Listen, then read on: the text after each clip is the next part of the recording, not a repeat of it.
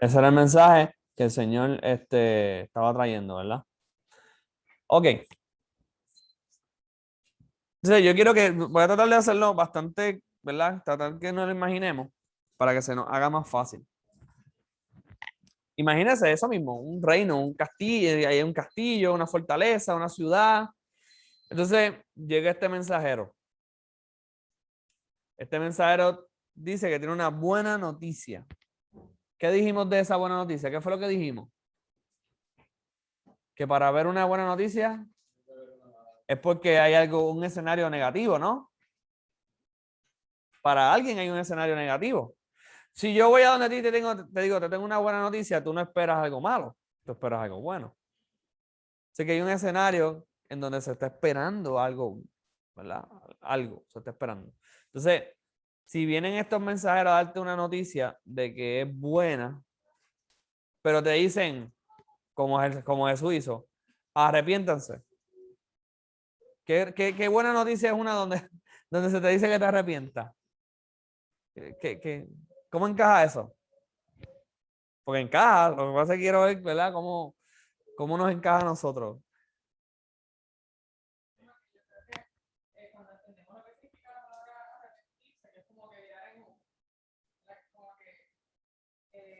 Good news, por ejemplo, estás perdido, como si yo me paro por el camino y pido dirección y me siento súper perdida, y me dice, tienes que ir y está ahí, te está buscando, pero tienes que ir.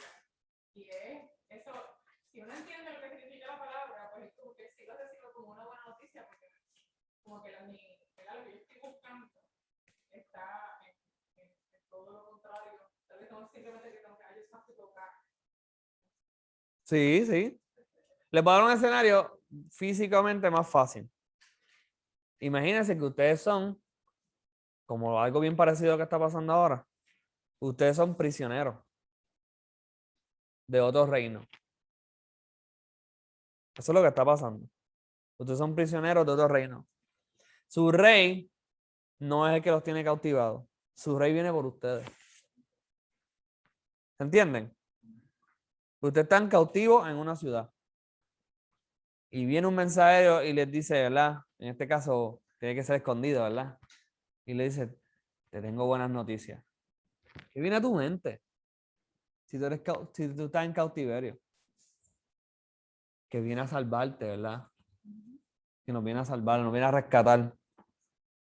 Pues eso es evangelio. Ahora, ¿cuál es el problema que tenemos hoy en día? Que yo me he dado cuenta ya alrededor con mis hermanos. Es que a nosotros nos gusta hablar de eso, de ese mensaje. Porque mira qué hermoso es. Tu rey te viene a rescatar. ¡Wow! O sea, ¿quién quiere escuchar algo más que eso? Con eso es suficiente. Pero el problema es que ese mensaje, imagínense literalmente una carta o como, ¿verdad? Como salía en el video, un rollo, un mensaje, literalmente algo físico. Ese mensaje es el mensaje, pero ese mensaje no es el reino. ¿Entendieron? Ese mensaje es del reino. Es como si yo te dijera, el celular es mío. Eso no tiene ningún sentido, ¿verdad? El celular puede encontrar mucho de mí aquí y nos podemos comunicar por aquí, pero eso no soy yo. Pues eso es lo que pasa hoy en día con la tergiversación de este mensaje. Que el evangelio es el evangelio del reino de Dios. El evangelio tiene apellido. ¿Okay? No está por ahí abandonado. ¿Okay? El evangelio tiene apellido, como yo digo. Entonces, nosotros estuvimos hablando de todos esos aspectos del reino, ¿verdad? La parábola de los talentos que habla de que nosotros debemos invertir lo que Dios nos dio para el reino. Que debemos ser predicadores del reino, que nosotros debemos dejar todo por el reino. A mí eso yo no puedo decirlo sin que me confronte, o sea, es imposible. Hablamos un montón de cosas, ¿verdad? Hablamos muchos aspectos del reino en la última vez, pero yo dejé uno para el final porque este es el más difícil. Y yo necesito que hoy ustedes me ayuden. Voy a ser sincero, yo me acosté a las 5:30 de la mañana haciendo esto. Así de difícil está la cosa. Y necesito que cambiemos un poco la dinámica hoy y seamos más participativos. ¿Ok? Que pregunten, que participen. ¿Por qué? Porque lo que voy a hablar hoy tiene muchas desventajas en el mundo cristiano. Y es, yo las escribí porque es que en verdad son tantas que se me pueden olvidar y sé que me faltarían otras. Pero mira, por ejemplo, esto del reino no se enseña. El reino de Dios no se enseña. Es la verdad. O sea, yo conozco al Señor hace 18 años y del reino lo único que he escuchado es cuando yo leo la Biblia, veo el reino. Y lo veo por todos lados. Porque está un montón de veces, ¿verdad? Reino de Dios, reino de los cielos, reino, busca reino. Pero lo abstraemos. Ok, te me fuiste adelante, pero eso es cierto. No se enseña que la justicia de Dios tiene que ver con el pacto.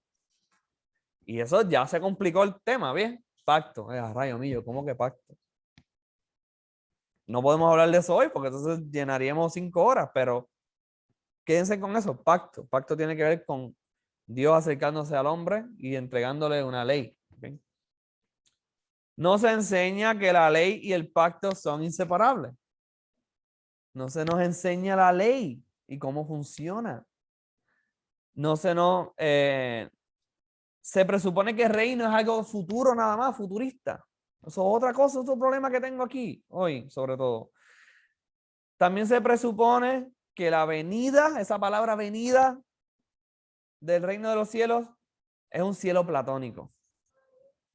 Son las nubes con los angelitos al lado, con los querubines así, tirando flechitas y con las alitas. Eso es el reino de los cielos para mucha gente, es el cielo. El cielo es algo abstracto. Y en vez de ser lo que la Biblia enseña, que es el paraíso restaurado. Y lo podemos demostrar otro día si quieren mejor, pero el reino de los cielos es como el Señor va a restaurar lo que Él hizo bueno. ¿Se acuerdan Génesis? Sí, sí. Ok. Sí.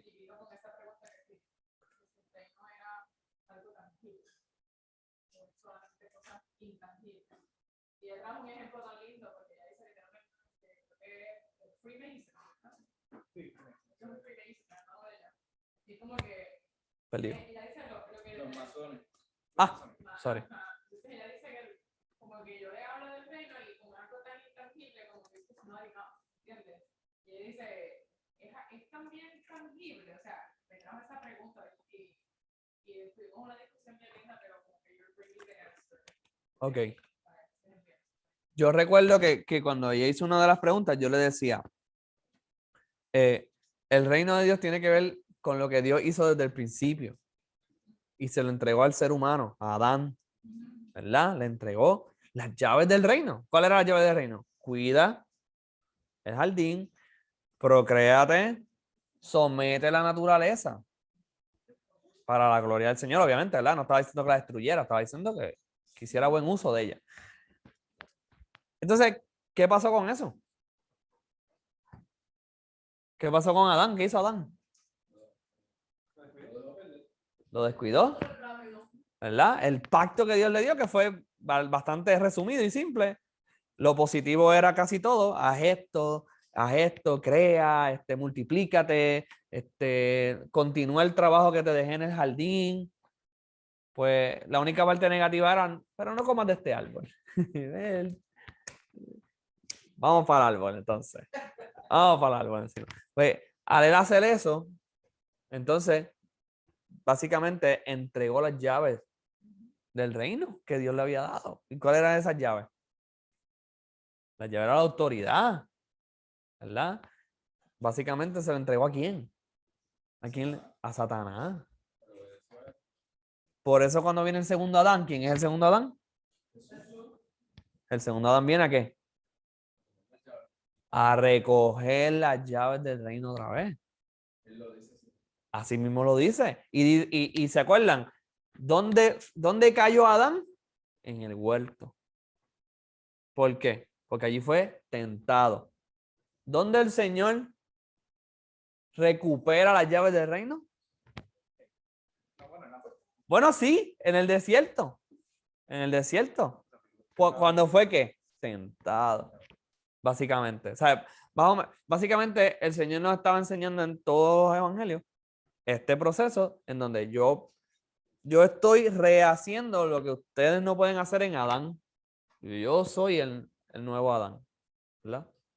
Y hay muchas otras cosas que podemos hablar de cuando el enemigo cae, que eso sale en el evangelio. La gente piensa que eso va a pasar en un futuro. Eso pasó en el evangelio. Está en la Biblia, ya pasó. El enemigo ya está derrotado. ¿Ok? Recuérdense que nosotros no vivimos para el mundo. Nosotros vivimos para nuestro Señor. ¿Ok? Si el mundo se está cayendo en canto, pero el evangelio sigue avanzando, el reino está avanzando. ¿Ok? Nosotros no vamos a perder, porque el Señor dice que Él va a construir su iglesia. Así que nosotros no perdemos. Pierde el mundo. Ok. Otro problema que tenemos es que, bueno, hay otras razones, pero hay un problema con todas estas razones que yo, ¿verdad?, podría traer. Y es que indirectamente nos hacen ver a Jesús como un rey destronado. Nos hacen ver a Jesús como un rey vagabundo. Sí, como que él todavía no ha hecho su trabajo completo. Y en un sentido hay un problema ahí, ¿ok? No completamente, pero hay un problema ahí que lo vamos a estar tocando hoy si Dios nos permite. Significa entonces que Él no reina. Cuando hacemos esto, tenemos una esquizofrenia en donde sí, Él es reina, pero no reina. ¿Cómo es eso? Yo busqué, hermano, que otros hermanos hablan del reino en estos días y yo me escandalizo. Porque incluso hermanos que yo sé que si menciono nombre aquí, ustedes lo respetarían también, diciendo cosas como que reino y reinado no son lo mismo. ¿Cómo reino y reinado no son lo mismo? Eso es como decir que trono y asiento no es lo mismo. Es como que tú estás haciendo una distinción, pero no es una distinción que separa. O sea, hay distinciones. Yo puedo distinguir mi brazo de mi pecho, pero no lo puedo separar. Si lo separo me estoy arrancando, ¿verdad? Ese es el problema. Tenemos a un rey partido por la mitad en donde él reina, pero no reina.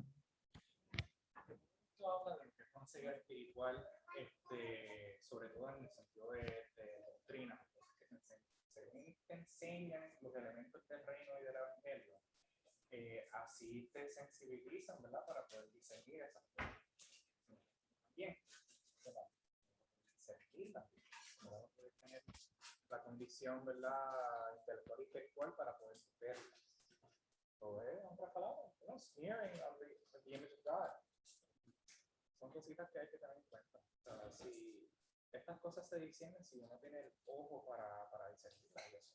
Y cuando el Señor te entrega un corazón humillado, tú puedes discernir esto sin tener toda la inteligencia del mundo ni todos los pasajes en la cabeza. Tú dices, es sencillo. Si Cristo es el rey de todo, pues no hay otro rey. Ya se acabó. No hay que ser muy inteligente para saber eso, ¿verdad? Y nuestros hermanos hacen 1700 años atrás sabían esto y no iban ni a la escuela. Así que parece que la escuela nos ha embrutecido en vez de... Y ese fue el punto también que también porque los cristianos antes del siglo IV tenían eso tan claro. Como que una vez arrancó el siglo IV, se estableció la Iglesia Católica, es como que se nos olvidó lo que para ellos fue tan y tan sencillo, tan claro.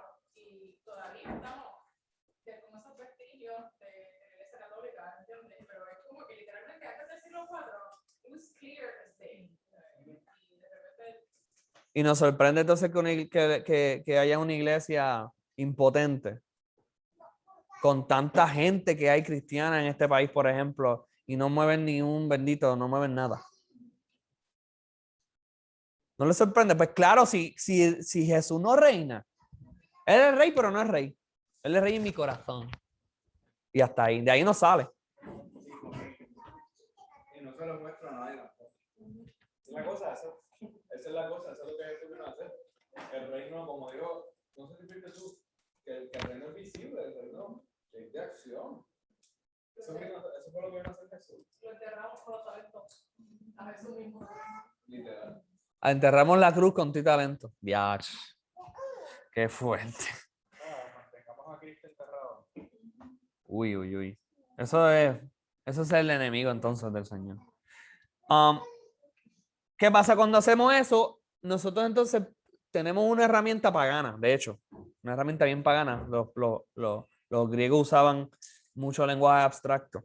Y es que abstraemos la realidad de las cosas, la abstraemos. Entonces podemos crear un elemento gaseoso, como yo siempre digo, de esto. Mira, este es el reino. El reino. Un vientito que hay por ahí. Algo ahí que pues, quien lo defina es el que brega con eso. Pero no se queda ahí. Porque si se quedara ahí, ¿saben qué? Pues, es cuestión de volver a predicar el evangelio correcto y se acabó. El problema es que no se queda ahí. El problema es que, hermano, cuando nosotros abstraemos las cosas del reino de Dios, se vuelve bien peligroso. Todo se vuelve bien peligroso. Porque el Señor nos mandó a llevar el evangelio y por ende, usar la sal para retener la maldad y ser la luz que alumbra la oscuridad. Si no hay luz que alumbre, ¿qué hay entonces? Y tinieblas. Y si no hay sal que preserve, pudredumbre, ¿verdad? Eso es lo que pasa. Ok. Y voy a leerle esto que lo escribí para avanzarlo. Porque dice, cuando abstraemos las verdades de Dios, las podemos ignorar y pensar que no estamos mal. Yo se lo demostré una vez que estuvimos hablando, ¿se acuerdan cuando hablamos de deuda? No sé si se acuerdan, un día que estuvimos hablando de deuda, que yo le estaba tratando de decir, deuda y pecado, es la misma palabra. Pero nosotros no nos atrevemos a ver una deuda como un pecado. ¿Qué hicimos? Abstraemos, pecado es algo, uy, bien malo, pero en mi mente y en mi corazón. Pero deuda no, porque la deuda todo el mundo la tiene. Fue porque Dios nos está demostrando que estamos en pecado. Cuando le debemos a alguien. Según los límites mundanos, ¿verdad? Según los límites mundanos, porque el Señor nos da unas herramientas, pero vale, que no vamos a hablar de eso. Por esto no se obedece en muchísimos de los mandatos del Señor con la prioridad que amerita.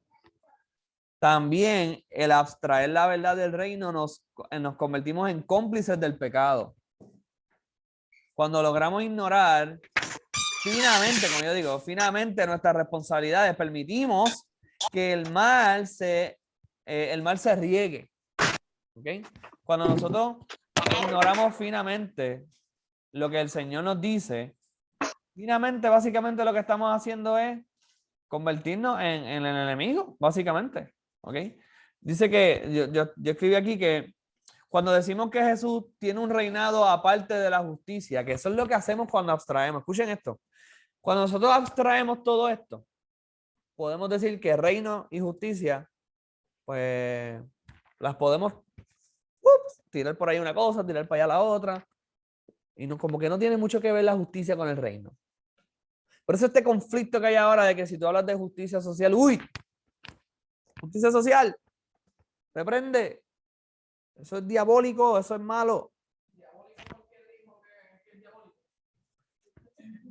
Lo que pasa es que hay un concepto antibíblico de justicia. Claro. Pero ese no es mi problema, porque yo le pertenezco a un rey, que él tiene la justicia. A mí no me importa lo que el mundo diga. El mundo puede decir que los chocolates saben a manzana. Eso a mí no me importa, porque es que yo no le pertenezco a ellos, yo le pertenezco al Señor. ¿Ok? ¿Verdad que extraño? Entonces,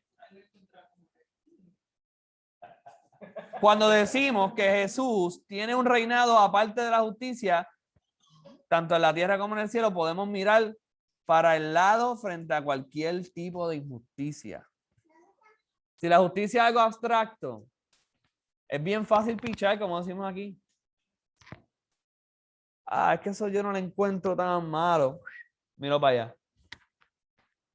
¿Ok? porque lo abstraemos. Decimos, como hacemos cuando la deuda, ¿verdad? Deuda y pecado, nada, deuda y pecado no es lo mismo. Deuda y pecado es la misma palabra. Es exactamente la misma palabra. ¿Cómo va a decir que una deuda no es pecado? No tiene ningún sentido.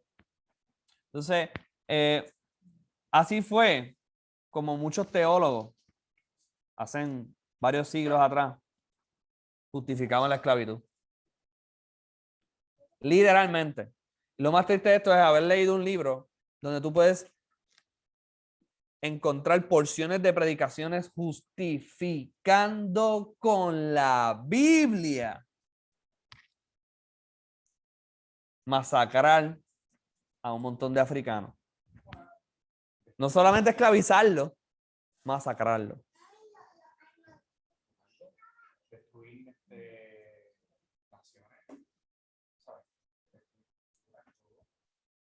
¿sabes? Una cosa es llevar el evangelio, que esa cultura sea transformada por el evangelio, otra cosa es venir al Estado y matarlo, porque no son de los muertos.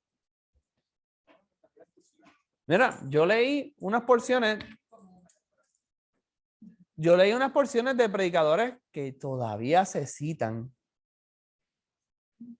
que decían que tú tenías que sujetarte a las autoridades cuando las autoridades daban permiso para castrar a un africano por no obedecer a un amo. Predicadores famosos hacían eso. ¿Cómo rayos hacían eso? Porque es una pregunta que dice, pero ¿y cómo se les ocurre? O sea, ¿de dónde sale eso? Sale de esto que les estoy diciendo. Sale de que nosotros abstraemos la verdad. ¿Okay? Dice que piensas que también trayendo el punto de ajá. está bien, se lo puedo hacer.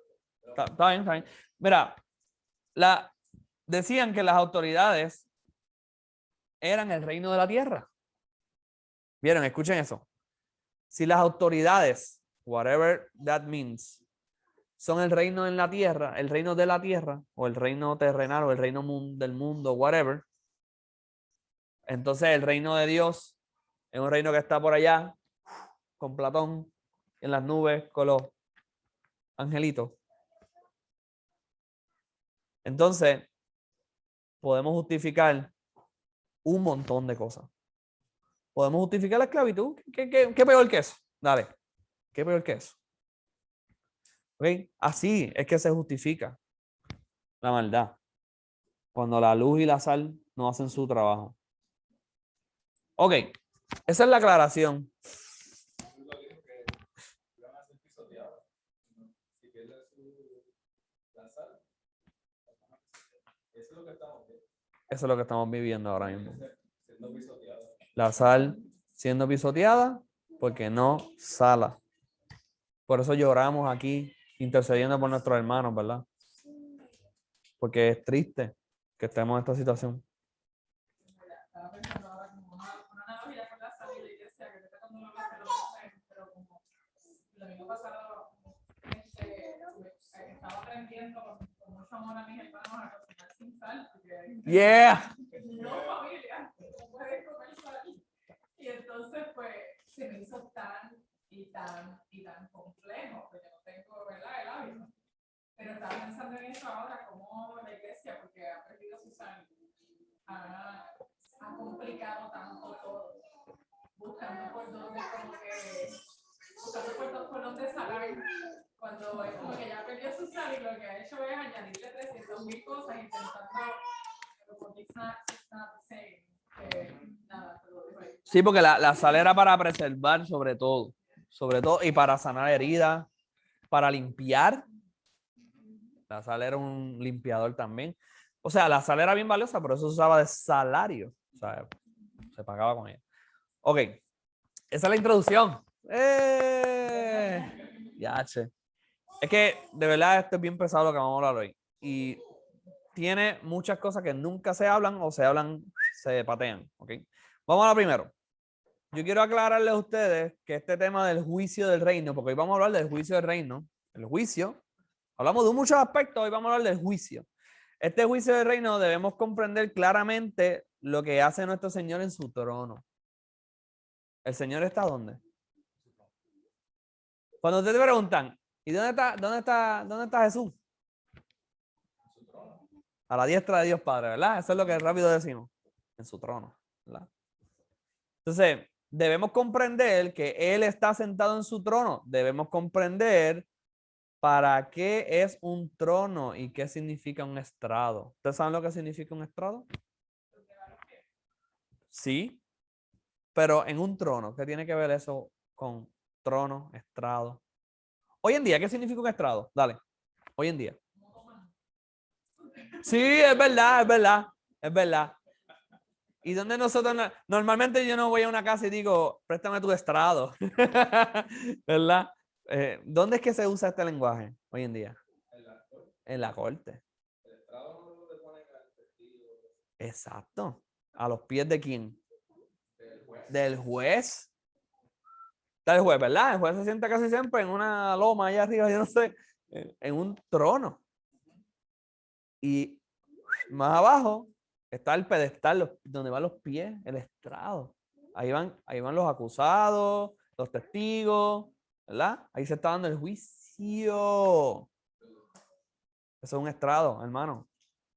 El estrado es donde se está dando un juicio. No es que el Señor tiene los cicotes cansados y los puso encima de un otomán. No es eso. Es que el Señor está sentado en su trono juzgando. Esa es la imagen que necesito que se lleven hoy. ¿Okay? Juzgando. Hoy está juzgando. Y eso, cuando lo conectas con los versículos que dicen, y la tierra es el estrado de sus pies. We're so like, eso da terror. He's judging everything. Acuérdate, juicio tiene siempre dos caras, pero eso lo vamos a ver al final. Okay. Entonces, vamos a la parte difícil. Vamos a entrarnos a lo difícil. ¿Quieren ir conmigo o se los leo para avanzar? ¿Cuál prefieren? Vamos a leer Daniel 7:13.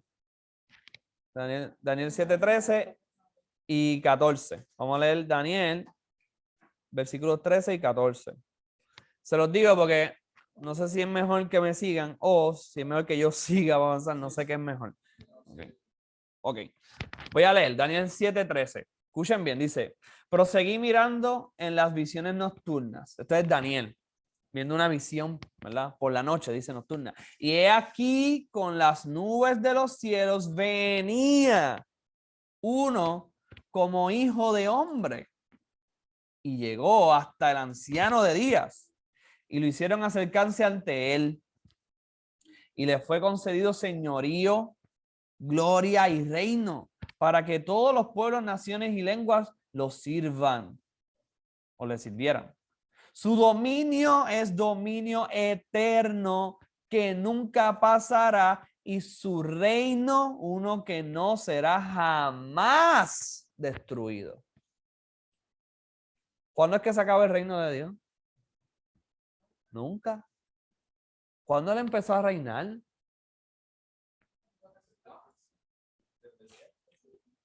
Ya se levantaron exactamente desde que él, bueno, el Dios siempre ha reinado, pero hablando de nuestro Señor Jesucristo, que eso vamos a ver porque hay una distinción ahí, lo van a ver de ahorita. Desde que él resucitó, ¿verdad? Él está en su trono. Ok. Observen las palabras que usa Daniel. Esas palabras que usa Daniel, ¿no les recordaron a algo? Les voy a leer las palabras que yo creo que deberían recordarle a ustedes. Dice, he aquí, con las nubes de los cielos venía uno como hijo de hombre. A los que han leído la Biblia tienen que haber escuchado esta expresión muchas veces. El hijo del hombre. Jesús se llamaba.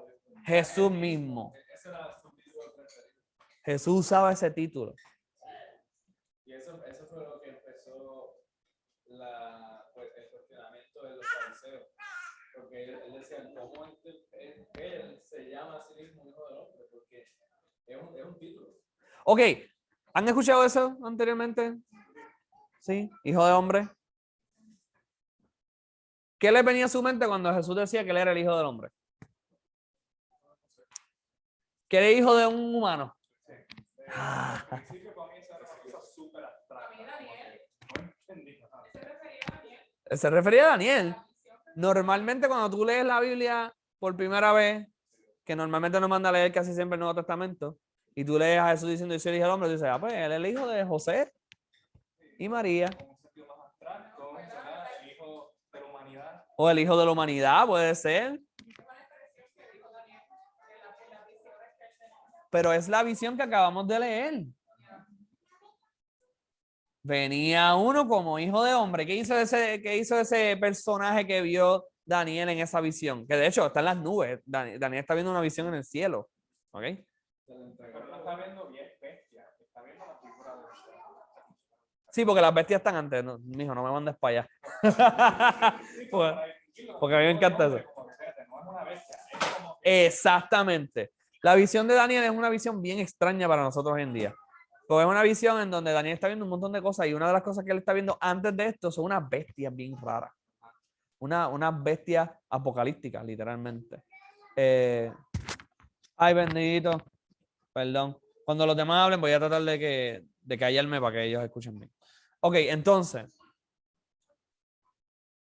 Cuando él está viendo estas bestias que representan imperios, de repente llega, está la figura del anciano de días. El anciano de días es Dios Padre, diríamos nosotros, ¿verdad? Pero después de eso empieza esta visión que dice, he aquí con las nubes de los cielos venía uno como hijo de hombre. Y llegó hasta el anciano de días. ¿Y qué hizo ese anciano de días con ese señor, verdad? Con el Señor. Dice que le hicieron acercarse a él y dice, mire, escuchen esto. Esto es la clave. Si no entienden esto, no, lo demás se me cae. Dice, y le fue concedido señorío. ¿A quién? Al Hijo del Hombre. A Jesús, ¿verdad? Le fue concedido señorío, gloria y un reino para que todos los pueblos y naciones y lenguas le sirvan. Y su dominio es un dominio eterno que nunca pasará y su reino uno que jamás será destruido. Cuando él llega al anciano de días, que es lo que está, vamos a hablarle aquí nada más, él recibe un ¿qué? Un reino. Básicamente está diciendo él que este hijo del hombre ha sido coronado como el rey de todos los pueblos y las naciones y las lenguas del mundo. Eso es lo que está diciendo. ¿Ok? ¿Y a qué le recuerda eso en el Nuevo Testamento? ¿No le recuerda una escena bien específica? A mí siempre me recuerda una escena bien específica. Que está en Mateo 20, 60 al 68. ¿Qué pasó en Mateo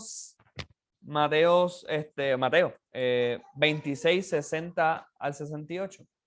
Es el juicio del Señor ante los fariseos o ante el Sanedrín, no todos, pero ante el sacerdote, cuando están buscando culparlo para matarlo. ¿Okay? En ese juicio de pacotilla, como lo de hoy en día, que son todos, como dicen en inglés, kangaroo court. Kangaroo court. Es un kangaroo court. Es un juicio completamente injusto, innecesario, completamente ficticio, completamente fabricado. Gracias, esa es la mejor palabra que... No, claro que no. Ok, ¿qué pasó en ese juicio? Bueno, a Jesús estaban buscando culparlo de algo, porque la ley, tú no podías culpar a alguien si no tiene culpa, ¿verdad? Entonces, ellos están buscando con testigos falsos decir cosas del Señor que no son ciertas, o contradicciones y cosas. Y ya se estaba cayendo el caso. Se estaba cayendo el caso porque no había nadie diciendo nada coherente. Pero ¿qué pasó? Llegó alguien y hizo una acusación que valió la pena para el sacerdote. ¿Qué acusación fue esa? Esa fue antes, sí. Una de las acusaciones importantes fue que él dijo que iba a destruir el templo, pero Jesús no contestaba nada. Jesús no se defendía. Porque Jesús no es como nosotros, que le dice la verdad a cualquier persona. Jesús se queda callado porque él no tiene ningún deber de decirle la verdad al malo. Por eso Jesús cayó. El malo se enjuicia a sí mismo con las acciones que está haciendo. Claro, Deja que sigan. tú lo dejas. Por eso que nosotros tenemos hoy en día un derecho de permanecer en silencio. Los proverbios lo dicen, deja al malo que siga siendo gran necio, que siga siendo necio. Y por eso el Señor cayó. Porque cuando las acusaciones son falsas, uno no tiene ninguna necesidad de contestarlas. A veces deberíamos imitar a nuestro Señor todo el tiempo, ¿verdad? Cuando se nos hagan acusaciones falsas, nosotros no tenemos que responderlas. ¿Ok? Entonces el Señor no estaba respondiendo a eso. Pero le hicieron una acusación, dice, en el 64 dice Jesús, perdón, en el verso 63 voy a leer, dice, pero Jesús callaba. Entonces el sumo sacerdote le dijo, te conjuro por Dios viviente que nos diga si tú eres el Mesías, el Hijo de Dios. Jesús le dice, ahí Jesús entonces abrió la boca. Cuando le dicen, ¿tú eres el Mesías, sí o no? Ahí Jesús abre la boca y dice, tú lo has dicho y además os digo, desde ahora veréis al Hijo del Hombre sentado a la diestra del poder y viniendo en las nubes del cielo. ¿Qué es eso? Y ahí arranca el vestido así. ¿Y ese versículo no le recordó algo? ¿No le recordó algo ese versículo? Daniel. Se lo voy a leer de nuevo. Dice, sí, yo soy el Mesías. Tú lo has dicho, dice. Desde ahora veréis al Hijo del Hombre sentado a la diestra del poder y viniendo en las nubes del cielo. Hijo de hombre, venir, nubes. Daniel otra vez. ¿Ok? ¿Lo vieron ahí? Oh, no, entonces ahí lo culparon de blasfemia. Imposible que sea blasfemia porque es cierto. Él es el Señor. ¿Okay? Pero no iba a ser como ellos querían la cosa. Iba a ser como Dios dijo que iba a ser. ¿Okay? Entonces, ok. Ahí recae su vestidura, la. Quiero comentarle algo bien importante. La frase que dice viniendo en las nubes. Esa frase, cuando Jesús dice viniendo en las nubes, no solamente está Daniel ahí. ¿Ok? Hay algo más. Y que está bien interesante. Esa palabra viniendo en viene de la palabra original epi. Y epi es una palabra en griego que significa sobre. Viniendo sobre las nubes. Hay unas traducciones que lo dicen así mismo. Viniendo sobre las nubes. ¿Ok? ¿Lo dice así? A ver, esa traducción va más directo a lo que el griego quería decir, por lo menos en ese momento. Ahora, como que ahí es que entonces nuestros hermanos muchas veces se van a lo gaseoso. Ah, pues sí, pues eso está por ahí en una nube. Pirica, ¿verdad? O sea que si tú lo ves por ahí, mira, eso, ¿verdad? Nos vamos ahí. Donde debemos ser no literales, nos vamos literales. Qué extraño, ¿no? ¿Cuál es el problema? ¿Por qué? ¿Por qué pasa eso? Porque no conocemos las escrituras, no las conocemos. Vamos a hablar claro, eso es lo que pasa. Si viene en las nubes, lo que está diciendo es que él viene cabalgando sobre las nubes. Ya vas a ver por qué.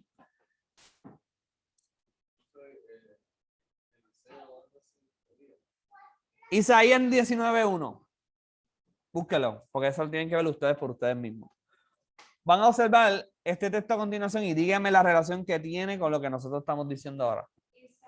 Isaías 19, versículo 1.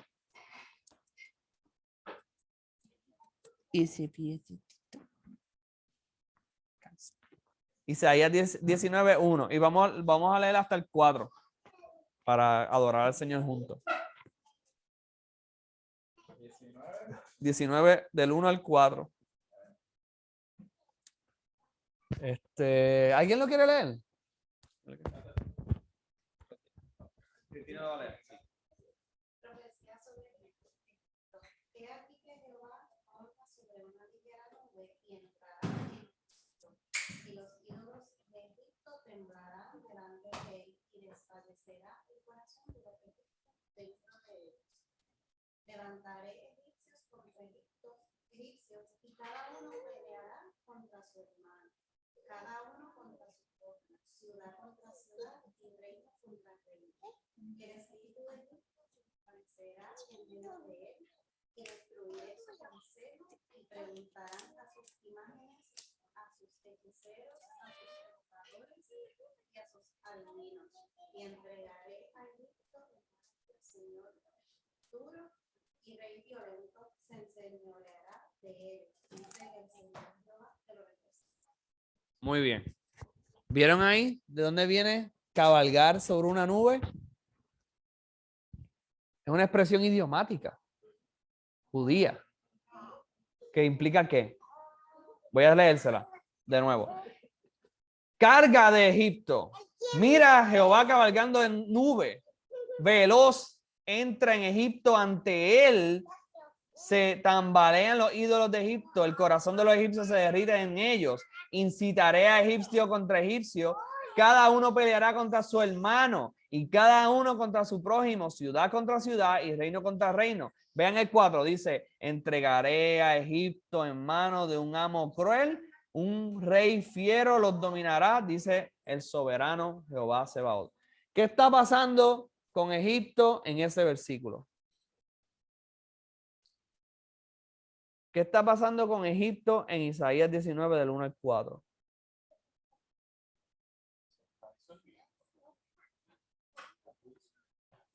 Dios lo está juzgando.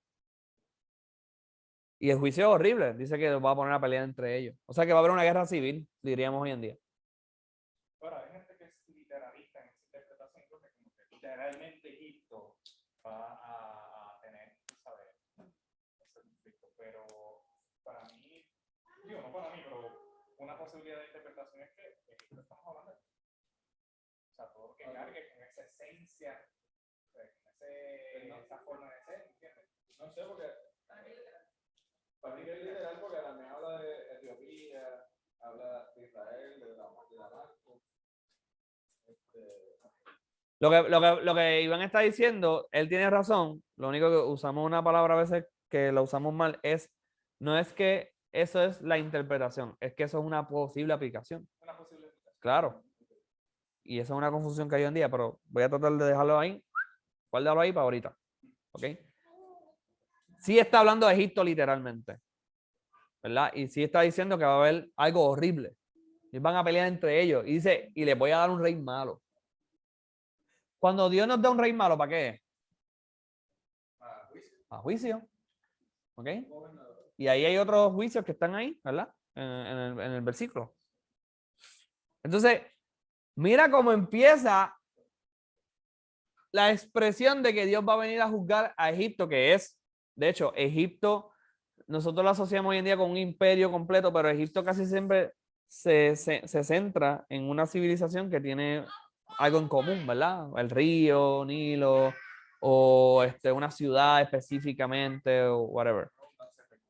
Egipto para aquel entonces era frondoso, era el desierto que conocemos hoy en día. No, y Egipto alrededor del Nilo es una constante fuente de alimento y de refugio y de vivienda y de todo.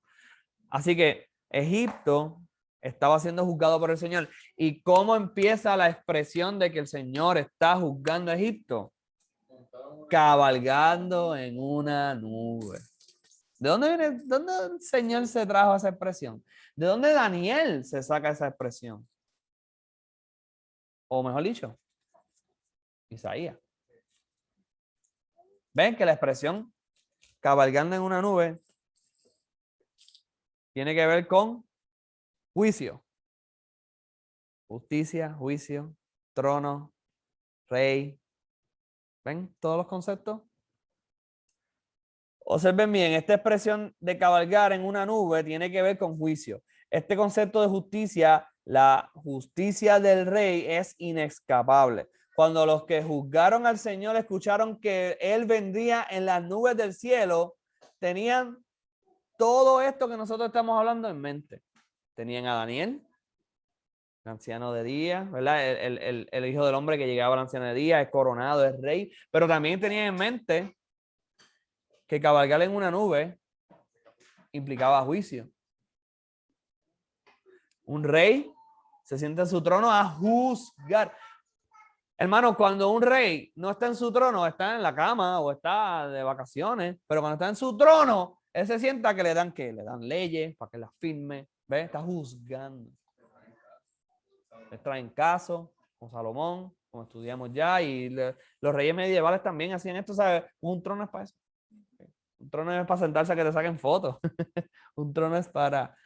El trono es la silla de trabajo del rey, del juez mayor de esa nación. Lo está diciendo los fariseos, lo están diciendo a muerte. Está diciendo a ellos, ustedes van a ver el juicio mío. Me levante de esas palabras. Exactamente. El Señor le dice, yo soy el Mesías y los vengo a juzgar coming soon. Es lo que le está diciendo. Lo están enjuiciando injustamente, lo va a enjuiciar a ellos justamente. Exactamente. Exactamente. Eso es lo que está pasando. Gracias, 70. Entonces,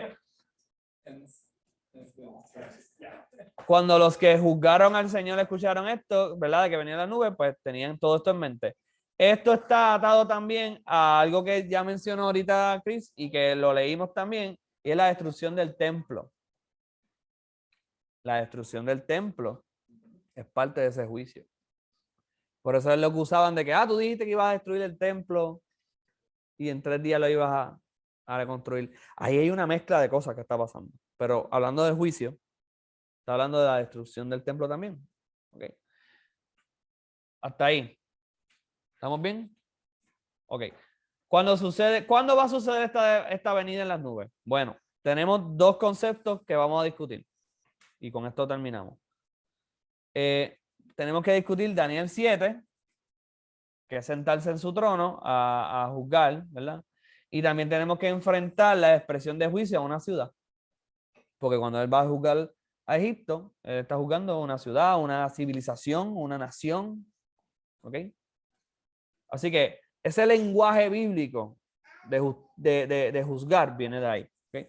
Vamos a hablar del de Daniel 7. ¿Dónde vemos el cumplimiento de Daniel 7? Lo vemos en Hechos 1.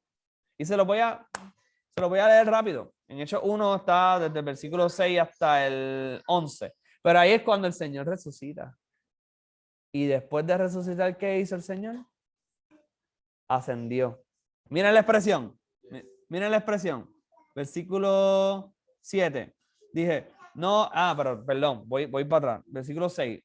Hechos 1, 6. Dice, así pues, los que habían reunido le preguntaban, o sea, los discípulos que están allí, diciendo, Señor, ¿restaurarás el reino a Israel en este tiempo?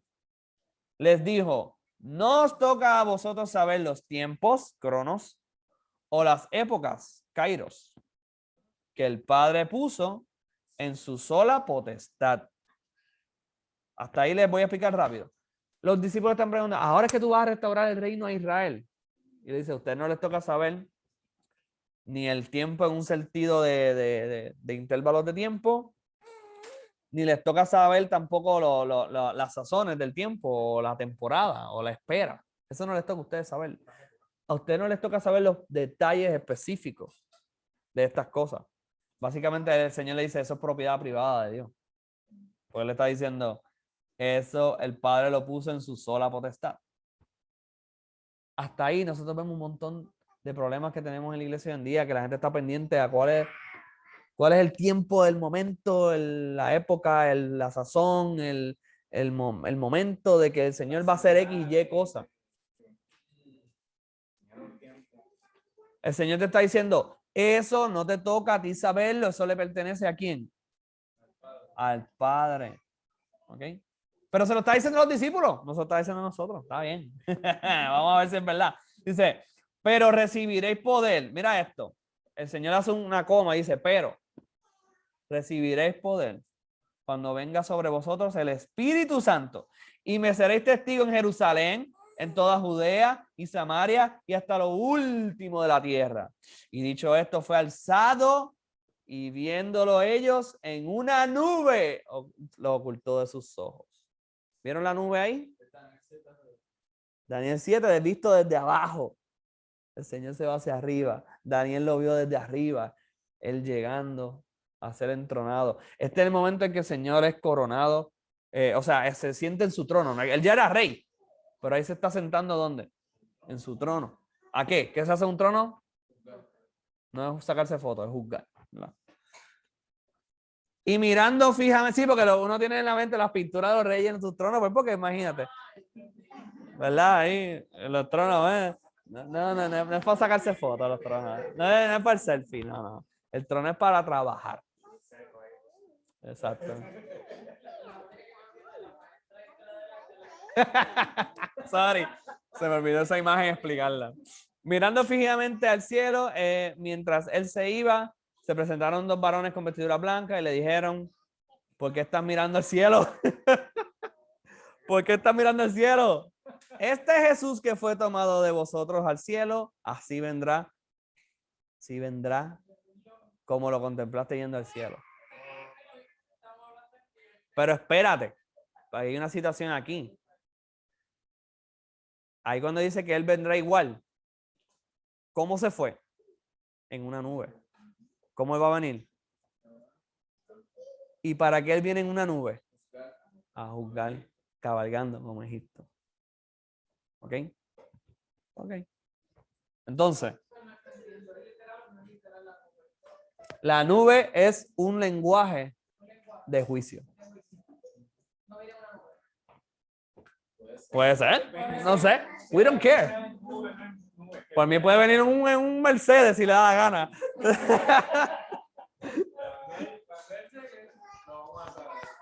Pero cuando él llegue, hay unos que van a decir, y otros que van a decir, ¿entiendes? Ese es el punto.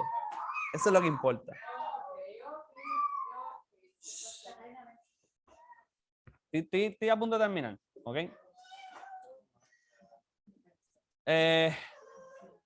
Déjame ver aquí, yo tenía Cronos, ya expliqué Cronos y eso. Ok. Yo quiero que ustedes observen otra cosa de aquí. Él dice tiempos y épocas. Ahí entra lo que dice Iván ahorita. Tiempos y épocas. Él le dice, a usted no les toca saber los tiempos y las épocas. Está en plural. O sea que no necesariamente tenemos que limitar esto a un solo evento. Got it? No se limita a un solo evento, que es lo que hacemos hoy en día. Eso es para el final del mundo. Lo tiramos para allá. Pero ¿final de quién? ¿Final de qué? ¿Verdad? ¿Y cuál final? ¿Cómo que final? Eso lo vamos a hablar también. Plural. En otras palabras, no nos tenemos que limitar a un solo evento. Cuando el Señor especifica un evento, ¿verdad, Nico? Entonces, pues lo vemos. Por ejemplo, él dice que iba a ir a Egipto. Pues nos enfocamos en Egipto. Pero si él dice que va a destruir el templo de Jerusalén, ¿dónde nos enfocamos? El templo de Jerusalén. ¿Verdad? ¿Se limita a eso? No se limita a eso. ¿Por qué? Porque los mismos pecados que cometieron aquellas personas en aquella ciudad, lo cometen un montón de gente todo el tiempo. Así que no se limita. ¿Ok? Lo que yo quiero que ustedes se quiten de la mente hoy es que cuando hablamos de estas cosas no estamos hablando de del futuro nada más. Estamos hablando de, en general, estamos hablando de, ¿cómo se dice esto? De la aplicación del juicio. ¿Ok? Y claro, cuando el Señor habla de algo específico, pues nos vamos al específico. Ok. Después de recordarles que a ellos no les toca saber esto, les recuerdas que es lo que sí deben hacer o lo que sí deben saber. Le dice, a usted no les toca saber eso, a usted les toca saber esto otro. ¿Qué es lo otro que les dijo que les tocaba saber? Que recibirían poder, ¿para qué? Digo, primero, ¿de quién recibirían el poder? Del Espíritu Santo. ¿Y para qué era ese poder? Para encerrarnos en 4 paredes y cantar todos los domingos. No. Para ser testigo, ¿en dónde? Judea, Samaria, hasta los confines de la tierra. Él dice, usted no les toca saber, leer el periódico a ver cuándo viene el juicio. A ustedes les toca ponerse a trabajar. ¿Ok? Eso es lo que está diciendo. A nosotros no nos toca saber los detalles. Nos toca, esa es la propiedad del Señor. A nosotros nos toca trabajar. ¿Ok? Después de todo esto, ¿qué sucede? Entonces fue alzado, ¿verdad? Y viéndolo en una nube se ocultó de sus ojos. Versículo 9. Ahí vieron a Daniel 7:13, ¿verdad? Lo otro que ya aclaramos a Daniel. ¿Y qué hacemos con el juicio? Porque dijiste que es una expresión en donde Dios traía juicio a una ciudad o a una civilización. Pues ¿dónde vemos eso cumplido? Pues lo vemos cumplido también. Vamos a ver cómo se cumple en 1 Corintios 15, 22. Y ya estoy a punto de terminar, pues ya básicamente este es el último detalle importante de hoy. Dice 1 Corintios 15, 22. Vamos a leer hasta el 26. 15, 22 al 26.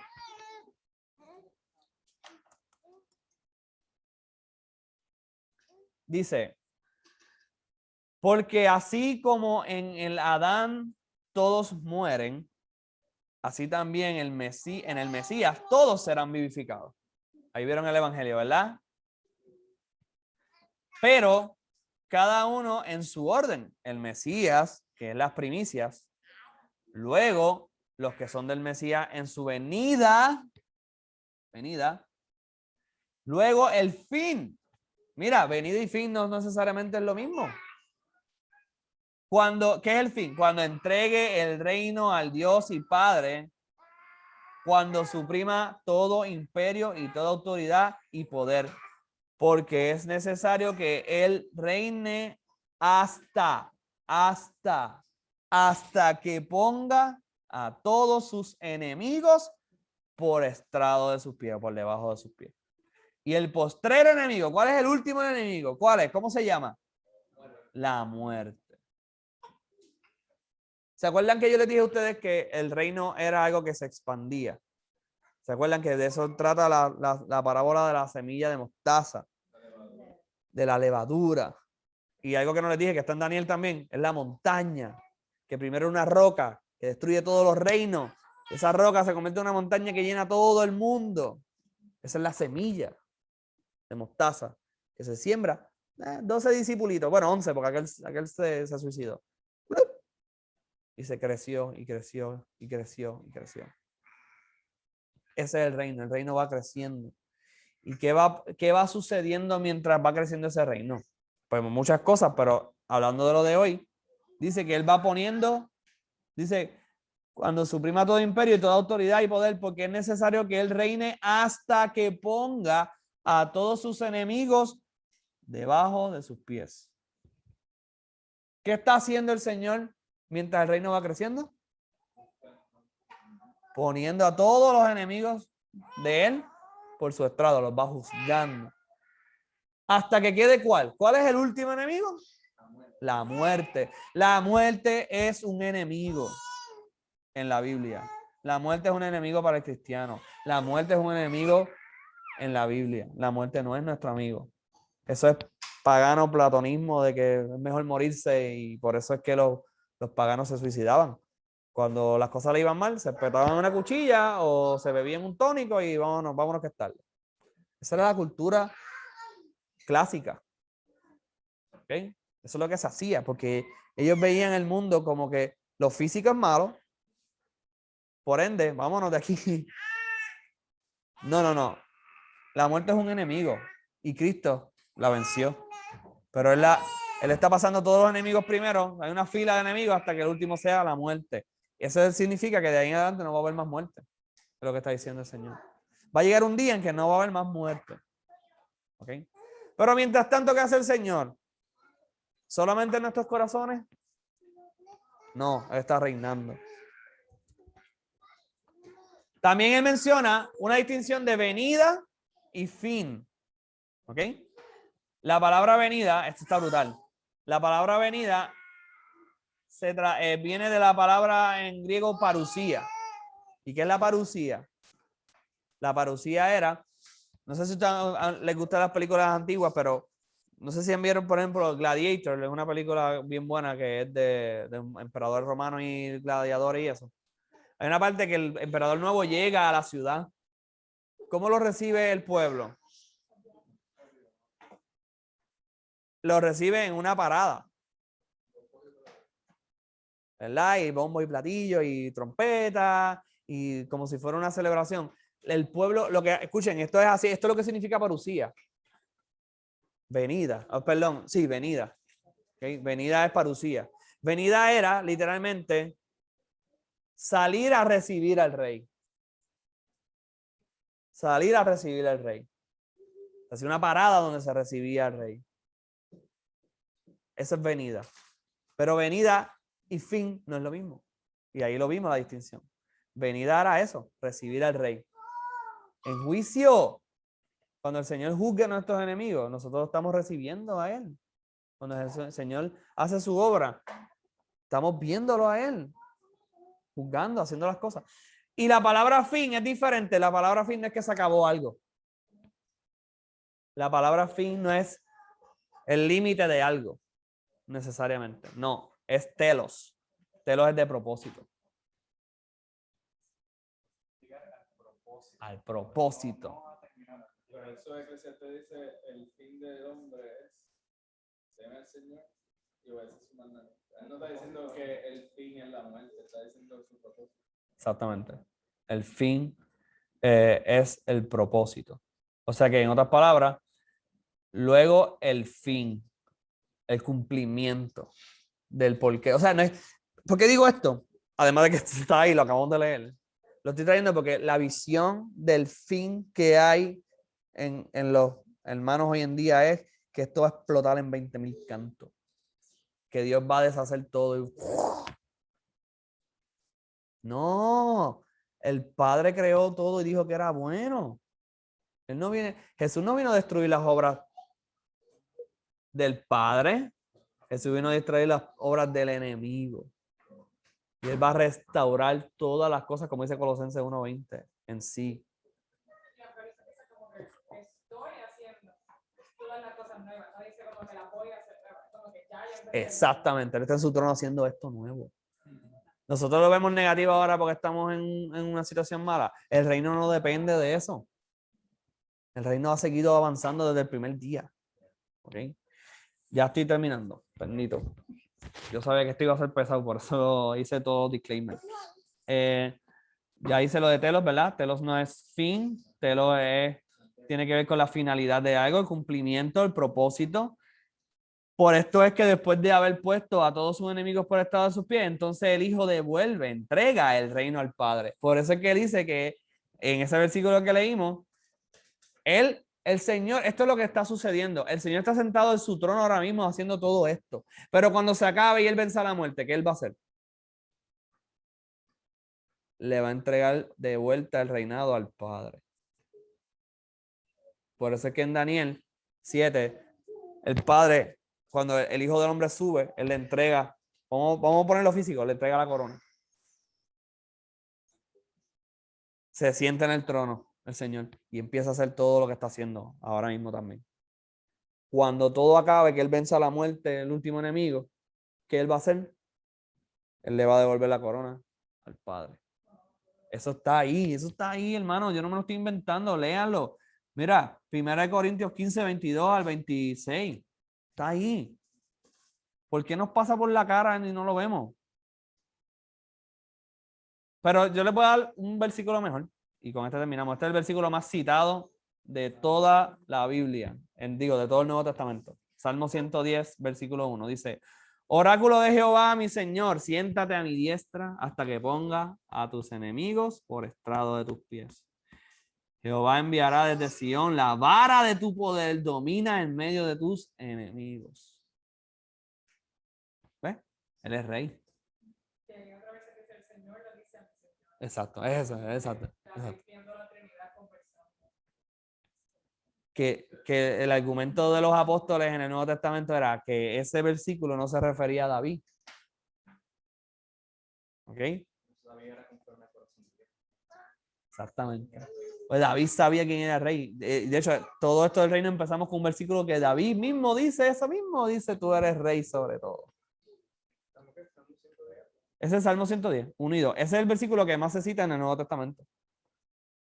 ¿Sí? El quote más quoted. Ese. Nosotros no debemos entonces interpretar las parábolas del reino que hablan del trigo y la cizaña, que hablan de las 10 vírgenes, que hablan de, ¿cuál era el otro que se me olvidó ahora? Esos son de juicio, ¿verdad? La de los peces, hay una que habla de que se pesca un montón de peces y se separan uno y se separan otro. Está hablando, hay otro de juicio, sí, también lo está dentro, pero estoy hablando más de cuando las parábolas que tienen que ver con el juicio final o cosas así, final final de propósito, también. Tenemos que ver todo esto que discutimos hoy, no puede contradecir esas parábolas. Cuando dice el trigo y la cizaña, dice, déjalos quietos.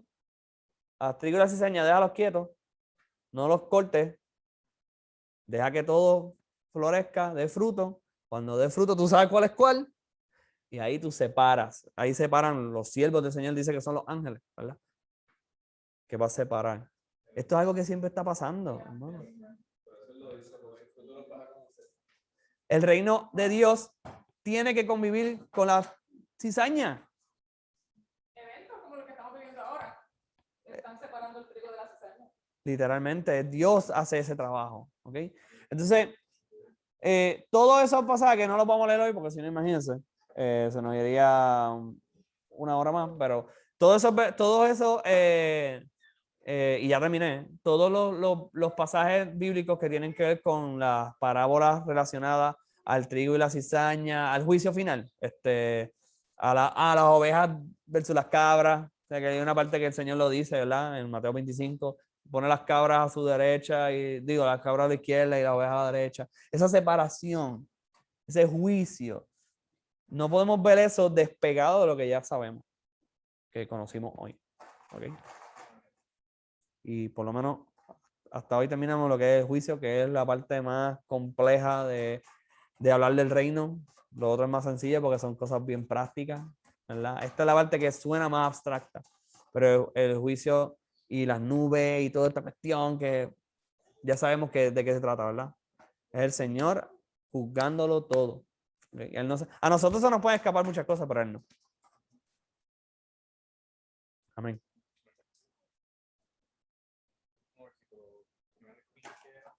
$15,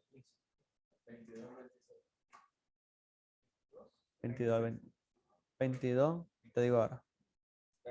22 al 26. ¿Se entendió todo? Voy a leer ese para cerrar, para dejarlo ahí mismo. No, todo el mundo está knockout, pero...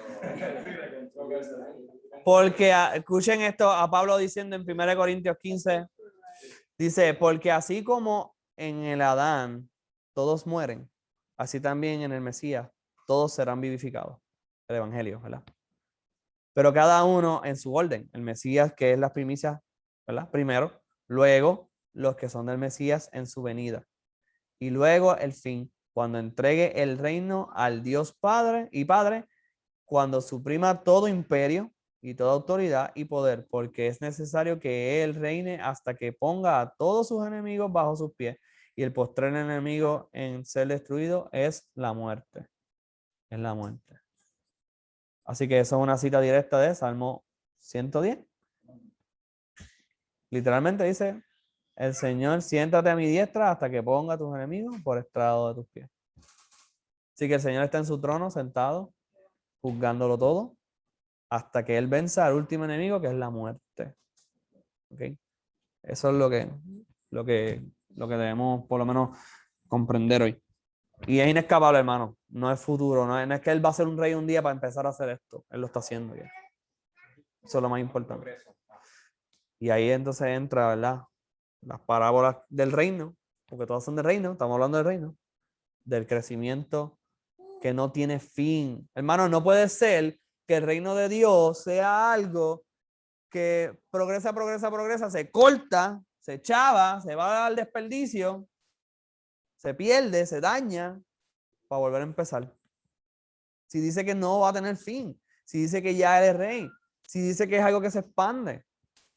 No se corta por ningún lado. El Señor lo está haciendo y va a seguir haciéndolo. ¿Ok? Lo que se corta va a ser tú si tú no haces lo que tienes que hacer. Él te va a cortar a ti. Literal. Bueno, ya terminé, hermano. Literalmente terminé. Sophie, that's from you. Dale, sí, porque yo sé que lo de hoy fue bien. Muchos versículos. Lo único que yo quería decir era que cuando empezamos la discusión, Iván dijo algo que me llevó a otra cosa. Iván dijo que siempre llevábamos el evangelio, ¿verdad? Como que las civilizaciones y la iglesia llevaba el evangelio. La destrucción de civilizaciones, Exacto, pero como que siempre llevaban el evangelio, ya. Pero es como que lo que Emilio estaba diciendo, como que si tú llevas ese rollo nada más, como que esa cartita sola, como que mira, este es el evangelio, no lo pones nueva. Pero si no le das el trasfondo de lo que es el reino, y no vive el reino, esa civilización no va a ser transformada. Y eso es lo que vimos, porque es que se tenía que forzar a la gente a ser cristianos, ¿entiendes? Porque ellos no estaban modelando el reino. Ellos simplemente estaban con el evangelio. esta es la carta, acéptalo, si no te piden Pero si no hay una civilización, tú no estás viviendo el reino como tal. Lo que pasa es que esa parte le toca a quién. La de cortar cabeza, ¿a quién le toca? Adiós. ¿A Dios? No. No nosotros. Yeah. Nosotros queremos ser Dios. Ese es el problema. Queremos nosotros cortar las cabezas. No, el reino de Dios, como vimos en el video, ¿cómo ganamos nosotros? ¿Cómo vencemos la maldad? Como dice Pablo, en Romano, con el bien. Romanos 12. Soportando toda maldad hasta que la voluntad es Por eso es que es tan difícil ser cristiano realmente, porque tenemos que vencer las cosas malas. Todo este revolú, no podemos ir para allí y pegar tiro y tirar bombazo. No podemos hacer eso, no. Solamente podemos hacerlo en defensa legítima cuando ya no, o sea, cuando ya tiene que ver con un ataque directo, ¿verdad? Eso sí está en la escritura, pero me refiero a que nosotros no impartimos el reino. El reino no se imparte así, como hicieron algunos cristianos en el pasado, como hacen algunos musulmanes que piensan que así es que se hace el reino, ¿verdad? Pues porque ellos sí entienden una verdad que es un reino. Pero nuestro rey nos dijo, tranquilo, que tú lo vas a hacer de esta forma. Es duro. Pero así es que nosotros derrumbamos un imperio. Roma era un imperio gigante, asquerosamente grande y feo y horrible. Nos los comimos orando y haciendo entre nosotros lo que tenemos que hacer. Juzgando entre nosotros, haciendo las cosas, haciendo esto se destruye un imperio. Yeah. Haciendo esto. Y con la llenura del Espíritu. Claro, porque es el Señor, ¿verdad? El Espíritu Santo. Yeah. Y riégalo por ahí para abajo. Egipto se mató sin palabras. Sí. Uno más figuraba. Sí, porque donde no está la preservación, se va a podrir la cosa. Yeah. Amén. Iván, ¿estás ahí? ¿Estás vivo? Sí, estoy aquí. Mira, Nané. Nane se conectó. Se Qué conectó. bueno, pues Nane, te contestaron todas tus dudas. Tacho, yo creo que tenés más dudas ahora. Yo creo que ahora tiene más preguntas. Yo quería aclarar algo. Esto no es lo normal que nosotros vamos a hacer. Nosotros estamos haciendo esto porque decidimos a muy al principio estudiar el Sermón del Monte a profundidad, pero nosotros estamos ya a punto de terminar el Sermón del Monte. Creo que dos días más y creo que terminamos todo. Yo creo que con 2 domingos terminamos todo. Ahora, lo estamos haciendo porque queremos estar preparados, porque cuando vayamos a estudiar la Biblia juntos, que es lo que vamos a estar haciendo generalmente, pues tenemos una herramienta y podemos como que, me acuerdo cuando hablamos de esto, todo lo podemos llevar al Evangelio directamente. Esa es la idea. Y ese es el punto de leer la Biblia y que todos estemos on track, porque una vez se acabe el Sermón del Monte, lo que vamos a discutir es la